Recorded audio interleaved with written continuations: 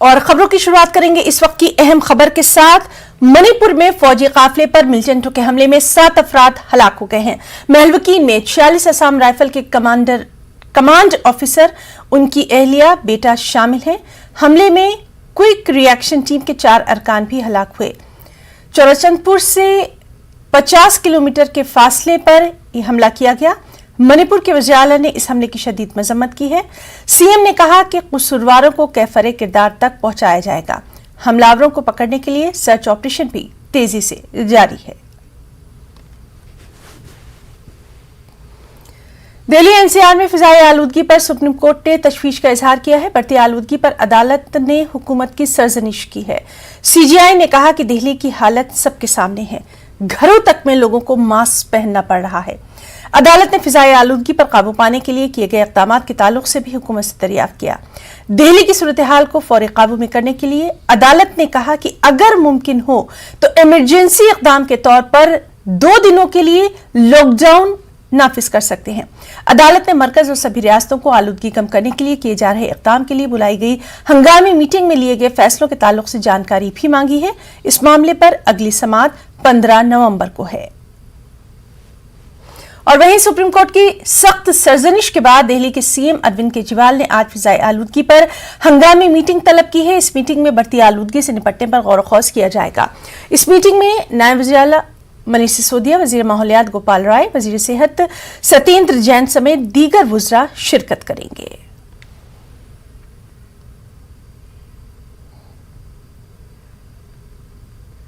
Delhi NCR में प्रदूषण के मामले पर सुप्रीम कोर्ट में अहम सुनवाई हुई। मामले की सुनवाई के दौरान सुप्रीम कोर्ट ने केंद्र सरकार के वकील तुषार मेहता से यह सवाल किया कि प्रदूषण के रोकथाम के लिए केंद्र सरकार की तरफ से क्या कुछ कदम उठाए गए हैं। बहरहाल सुप्रीम कोर्ट में केंद्र सरकार की तरफ से एक चार्ट पेश किया गया और यह बताया गया कि केंद्र सरकार की तरफ से क्या कदम उठाए गए हैं।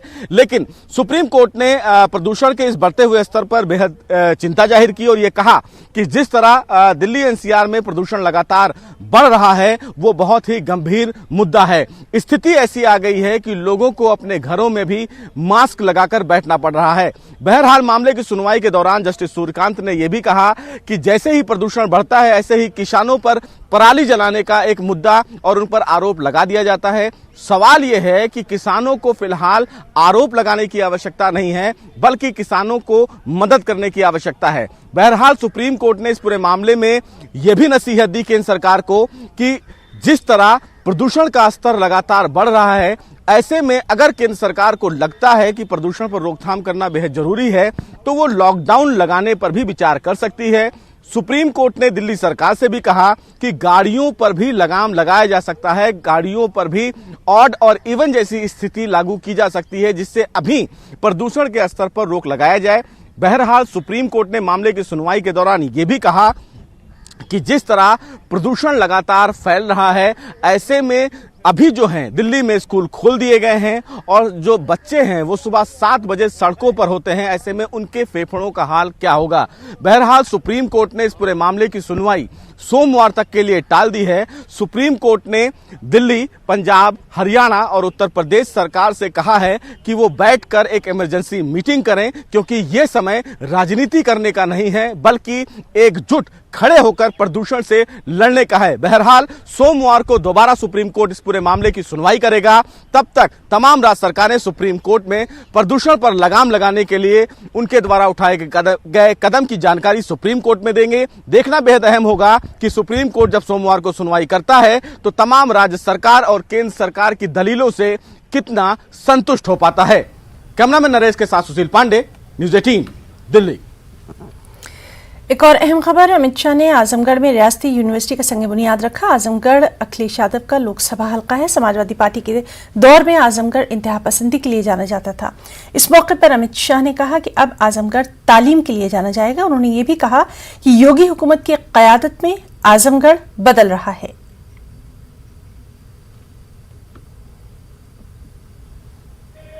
उत्तर प्रदेश में 4 हवाई अड्डे थे, अब 8 है।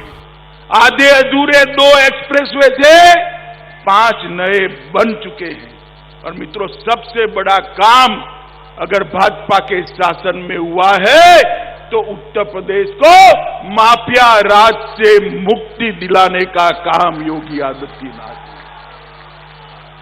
आजमगढ़ इसका उदाहरण है। कैराना से लोग पलायन कर रहे थे, बच्चियों की उच्च शिक्षा नहीं हो पाती थी।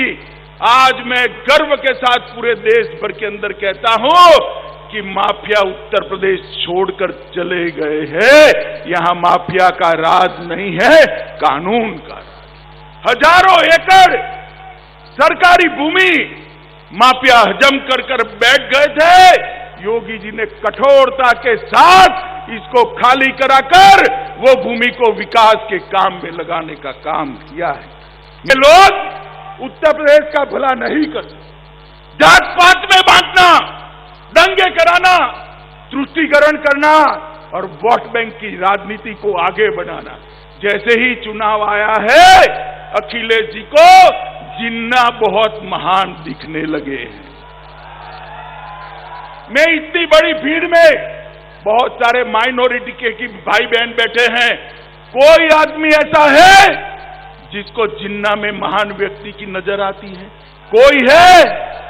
अब अखिलेश जी को लगता है भाई, क्योंकि चुनावी मौसम आया है। मगर मैं अखिलेश जी आपको एक बात कहता हूं, मैं योगी सरकार को एक सर्टिफिकेट देकर जाना चाहता हूं। उन्होंने पूर्वांचल को मच्छर और माफिया दोनों से मुक्त कर दिया है। यहां आप सफाई भी नहीं कर सकते थे। पीडीपी सरबराह महबूबा मुफ्ती ने आरएसएस और बीजेपी पर निशाना साधा है। उन्होंने कहा कि आरएसएस और बीजेपी ने हिंदुत्व और हिंदुइज्म को यरगमाल बना लिया है। Teachers communalism, it's about RSS, Jansangh and BJP जो यहाँ जो पूरे मुल्क के अंदर लोगों को लड़ाना चाहते हैं कम्युनलिज्म के नाम पे। So they have hijack Hindutva, they have hijack Hinduism in the name of their parties. They feel कि Hinduism and Hindutva is BJP and RSS. ऐसा नहीं है। वो कहते हैं कि वासुदेवा कुटुंबकम, यानी कि पूरा दुनिया जो है, पूरा वर्ल्ड जो है वो एक फैमिली है। और हिंदू धर्म जो सनातन धर्म है दैट टीचेस अस दैट। पर जो बीजेपी और आरएसएस जो सबक पढ़ाना चाहते हैं वो ना तो हिंदुत्व है और ना हिंदुइज्म है। कंपेयर कर सकते हैं उनको आईसिस जैसी जमात के साथ? कम्युनल पार्टीज को कर सकते हैं बिल्कुल। जो कम्युनल पार्टीज है, जो हिंदू मुस्लिम का झगड़ा करवाना चाहते हैं, जो लिंचिंग करते हैं मजहब के नाम पे, हिंदू मुस्लिम के नाम पे, उसको आप आईसिस के किसी और के साथ भी कंपेयर कर सकते हैं, because both of them kill people in the. Samajwadi party के सरबराह अखिलेश यादव ने गोरखपुर से तीसरे मरहले के तहत रथ यात्रा का आगाज किया। इस यात्रा में बड़ी तादाद में लोग शरीक हुए। यात्रा में आवाम से खिताब करते हुए अखिलेश यादव ने बीजेपी पर निशाना साधा। ये चुनाव है और आजमगढ़ की जनता जानती है विकास किसने किया है।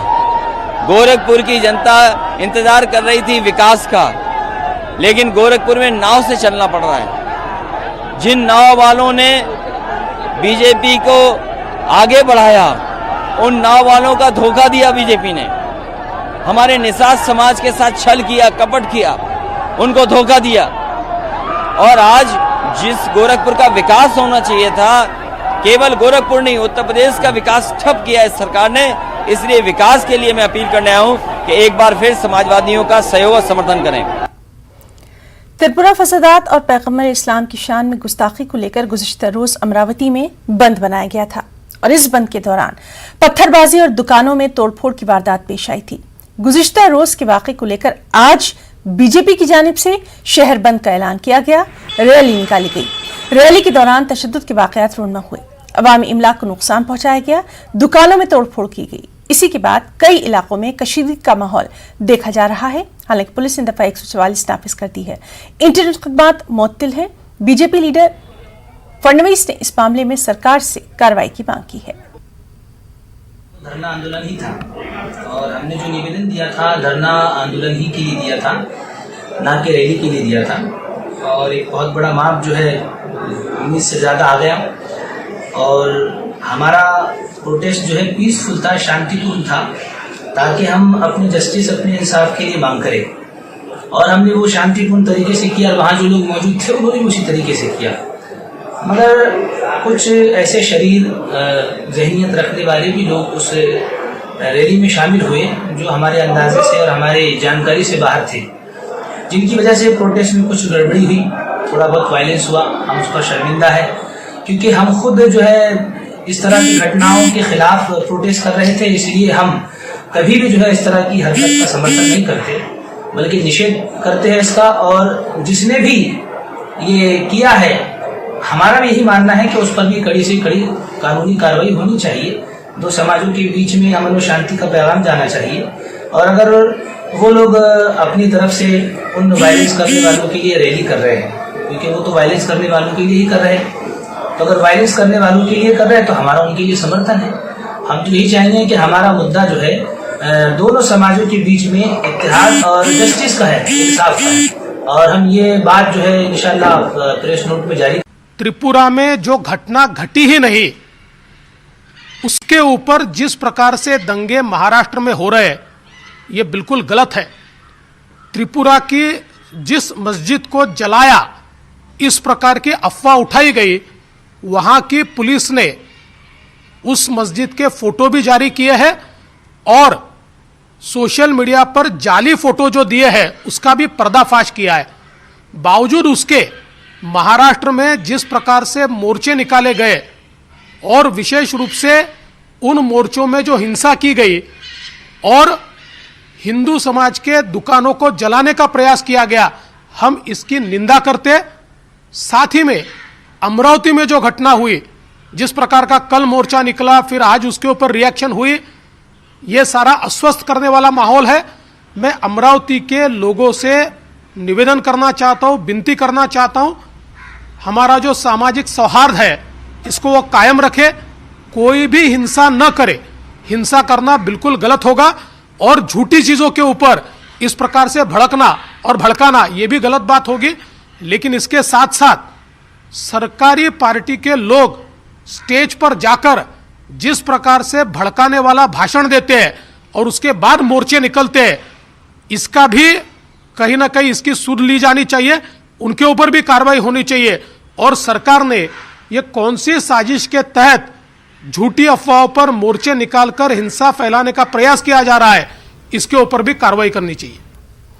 और वहीं समाजवादी पार्टी के लीडर अबू आसिम आजमी ने महाराज बंद के दौरान पेश आए तशद्दुद की वारदात में शरपसंद अनासर के मुलविस होने का खदशा जाहिर किया।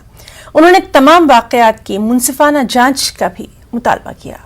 रजा एकेडमी के बंद के बाद इसका तनाव महाराष्ट्र के कई इलाकों में देखने मिल रहा है। नांदेड़ हो, मालेगांव हो या फिर अमरावती, इन सब इलाकों में काफ़ी बंद है। और इस घटना के दौरान कई आगजनी घटना हुई। इस पूरे मामले में बात करने के लिए हमारे साथ समाजवादी पार्टी के प्रदेश अध्यक्ष अबू आसिम आजमी जी हैं। और जिस तरह से एक पूरी घटना होती है, एक बंद बुलाया जाता है, लेकिन वो कहीं ना कहीं हिंसक रूप ले लेती है, किस तरह देखते हैं इसको? देखिए, ऐसा है कि जो बंद बुलाया गया था वो त्रिपुरा में जिस तरह से मुसलमानों के साथ ज्यादती की गई और दबा अखबार वाले हों जिन्होंने भी इस कानून के दायरे में रहकर सरकार के खिलाफ निंदा किया, इन सबको यूएपीए लगाया गया। तो हमारे पास गांधी जी ने हमें ये रास्ता बताया है। हमारे मुजाहिदे आज़ादी ने जब अंग्रेज़ों की सरकार थी तो परमिशन नहीं मिलता था, लेकिन हम जो है उनके खिलाफ एहतजाज करते थे। तो ये तो हमारी सरकार है। हमने यहाँ अपने गमो गुस्सा का इजहार करके दिल्ली सरकार को बताने की कोशिश किया है कि इस तरह का जुल्म ज़्यादती बंद होना चाहिए। अब लेकिन उसमें देखिए ऐसा है कि अब ये बीजेपी जो है ना, ये दंगा कराओ और सरकार चलाओ, नफरत फैलाओ और सरकार चलाओ, इस तरह की चीज़ें करती है। तो इस चीज़ को थोड़ा हमें एहतियात ज़रूर करना चाहिए कि कहीं उनको कोई चांस ना मिल जाए कि दंगा करा दें वो लोग, और इसकी सही इंक्वायरी होना चाहिए। अगर किसी ने गलती किया है, कानून तोड़ा है, तो जिस तरह से और लोगों के साथ कार्रवाई होती है, जिस तरह से बीजेपी और आरएसएस के वर्करों के साथ कार्रवाई होती है, उसी तरह कार्रवाई इनके साथ भी होना चाहिए। मैं चाहती है कि रजा एकेडमी पर पाबंदी लगाई जाए, क्योंकि इसके जो काम करने का तरीका कहीं कहीं एक टेररिस्ट ऑर्गेनाइजेशन के तरीके, इस तरह के ट्वीट भी किए जा रहे हैं। अगर टेररिस्ट ऑर्गेनाइजेशन इनको बोल देंगे हम, तो ये पूरे देश में बवाल खड़ा कर देंगे। इस जो इन लोगों ने किया है, जो इनके संगठन में ये प्रज्ञा सिंह ठाकुर हैं, टेररिस्ट का केस तो चल रहा है इनके ऊपर। तो अगर उनको हम टेररिस्ट ऑर्गेनाइजेशन कह नहीं सकते। इस तरह की चीज़ें कहना कि टेररिस्ट ऑर्गेनाइजेशन, बिल्कुल मैं ये समझता हूँ उन्होंने बंद बुलाया था, पीसफुल बुलाया था। अब इसमें अगर किसी ने कोई गलती किया, जिस तरह से हमारी भीड़ में एक आदमी आगे पाकिस्तान जिंदाबाद बोल के चला जाए, इसी तरह से ये भी हो सकता है उस भीड़ में कोई आदमी आकर पत्थर फेंक के आग लगा करके इनका नाम लगाता हो। इसलिए मैं कह रहा हूँ कि किसी इंसाफ पसंद से इसकी इंक्वायरी होना चाहिए। शुक्रिया हमसे बात करने के लिए। ये थे अबू हसन आजमी साहब, जिनका साफ तौर पे ये कहना था कि जो भी इस पूरी घटना में शामिल है, जिस तरह से माहौल टेंशन भरा है, उसकी जांच होनी चाहिए और दोषी पे कार्रवाई होनी चाहिए। मुंबई से संतोष डिसले के साथ वसीम अंसार, न्यूज़ 18। और वहीं अमरावती से लोकसभा रुकन नवनीत राणा ने शहर में पेश आए वाक़े की मजम्मत की। उन्होंने शहरियों से अमन व अमान बरकरार रखने की भी अपील की। अमरावती में हुआ उसका निंदा हम करते हैं, उसका निषेध हम सब अमरावती करते हैं, पर उसके साथ में आज जो सुबह से हो रहा है, तो मुझे लगता है यहाँ पर अमरावती में जो हमारी गार्जियन मिनिस्टर है संजय राउत हैं, ये एक इस चीज को राजकारण का एक मोड़ दे रहे हैं। तो मैं सबसे विनती करूंगी, मेरी अमरावती कर से भी विनती करूंगी और सभी पॉलिटिकल लीडर से भी विनती करूंगी कि हमारी अमरावती है, इसे सेफ रखने का काम हमारी जवाबदारी है। एज ए लोक प्रतिनिधि, एज ए लीडर्स, हमने उसको लीड करना चाहिए और सब अमरावती में शांति रखने का काम करना चाहिए, ना कि पार्टीज के लीड लेके इसको भटकाने का काम करना चाहिए। इसी के साथ वक्त एक छोटी सी ब्रेक का।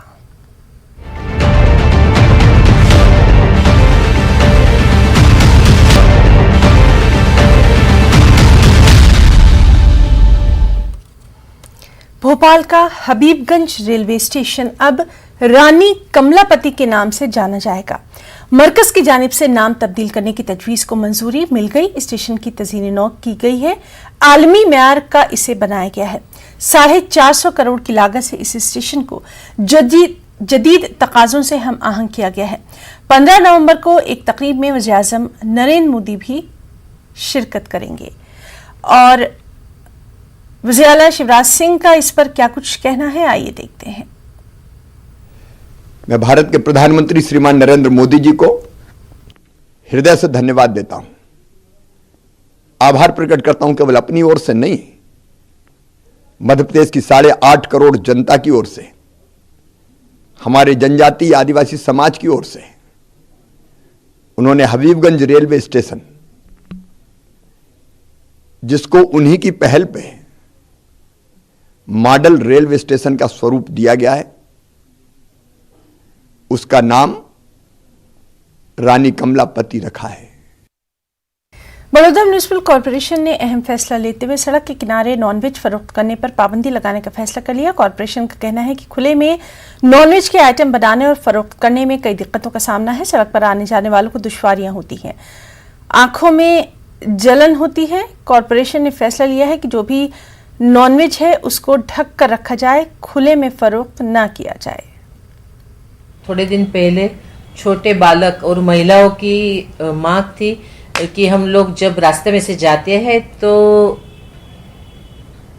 एरिया जो है, पर्टिकुलर जो एरिया है कि जहाँ पे नॉनवेज की लारी होती है, नॉनवेज बेचा जाता है, वहाँ पे जाते समय आंखों में इचिंग होती है। वो जो बनाते हैं खुले में, जो सब नॉनवेज बनाते हैं, इससे बहुत आंखों में इचिंग होती है, डिफ़िकल्ट होती है और रास्ते में जाते समय, स्कूटर चलाते समय बहुत डिफ़िकल्ट होता है। तो ये मांग उनकी सुनकर हमारे वडोदरा शहर के मेयर श्री केयूर भाई रोकड़िया ने निर्णय लिया है कि जाहिर में जो बेचते हैं नॉनवेज वो ढक के रखें और वो जो बनाते समय जो उनका जो ज्वाला होती है वो ज्वाला भी रास्ते में, जाहिर रास्ता में न दिखाए, जिससे आते जाते जो लोग होते हैं उसको डिफिकल्टी न हो। ये निर्णय लिया है। ये निर्णय आपने बोला कि कब से इम्प्लीमेंट करेंगे, अभी निर्णय लिया है, लेकिन सबके साथ बैठ के मीटिंग करेंगे और सबको इंस्ट्रक्शन देके कब से शुरू करना है, वार्ड ऑफिस में हर एक वार्ड ऑफिसर को जवाबदारी देंगे। ये सब मीटिंग में तय होगा और इम्प्लीमेंट। कोरोना वबा के दौरान बाहमी इमदाद और इंहिसार का जज्बा मुस्तहकम हुआ है। मुल्क इस वबा से मुत्तहिद होकर मुकाबला कर रहा है। टीकाकारी के ऐलान के बाद हम बेहतर ताउन करें, जिससे हम कोरोना को मात देने की जानिब कदम बढ़ा सकें। नेटवर्क की टीम इस मुहिम में हर कदम पर आपके साथ रहेगा। जब तक सभी महफूज नहीं, तब तक कोई महफूज नहीं होगा। इस सोच की बुनियाद पर हमारी मुहिम संजीवनी का मकसद ये यकीनी बनाना है कि वैक्सीन पाना सभी हिंदुस्तानियों का हक है।